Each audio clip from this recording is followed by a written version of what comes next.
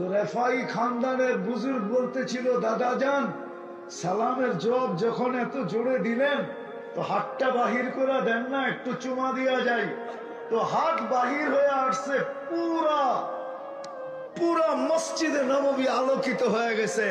রেফাই খানদানের ওই লোক হাতে চুমা দিয়া দিছেন, হাত ভিতরে চলে গেছে। আমাদের নবীজির কারণে আমরা বেঁচে আছি। আসেন আসেন, কথা তো আমার পরে যারা আসবে তারা বলবে, এখনো বক্তা রয়ে গেছে। আসেন, আজকে আমরা যে সারা দুনিয়ায় নির্যাতিত শুধু আর শুধু কারণ মুহাম্মদুর রাসূলুল্লাহ সাল্লাল্লাহু আলাইহি ওয়াসাল্লামের ইজ্জত না রাখার কারণে। ইজ্জত রাখি নাই ওনার চোখের পানির দাম রাখি নাই। মিটা যাওয়া উচিত ছিল আমাদের জমিনের সাথে।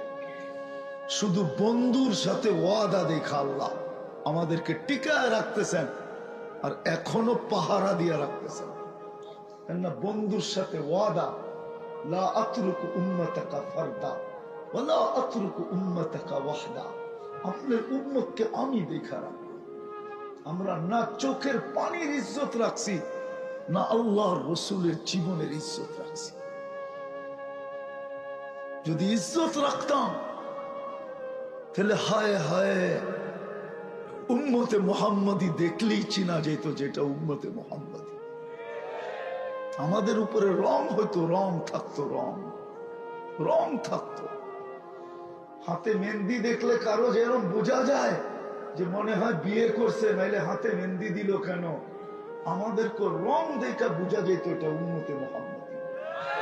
আজকে যুবক দেখলে চিনা যায় না, নারী দেখলে চিনা যায় না, পুরুষ দেখলে চিনা যায় না, শিক্ষিত দেখলে চিনা যায় না, অশিক্ষিত দেখলে চিনা যায় না, ব্যবসায়ী দেখলে চিনা যায় না, মালিক দেখলে চিনা যায় না, শ্রমিক দেখলে চিনা যায় না, কাউকেই চিনা যায় না, যেটা উম্মতে মুহাম্মাদি।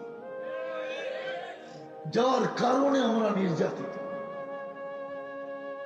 আপনি বলবেন যে আমরা নির্যাতিত, আমাদের অর্থ কম। দুনিয়ার 70% সম্পদ আল্লাহ মুসলমানদের পায়ের নিচে দিছে, পায়ের নিচে। অ্যানালাইসিস লাগান, খবর লাগান, তারপরে দেখেন। খালি ডলারটারে বড় দেখেন দেখি মনে করেন সব ওদের কাছে, পাউন্ডটারে বড় দেখেই মনে করেন ওদের কাছে।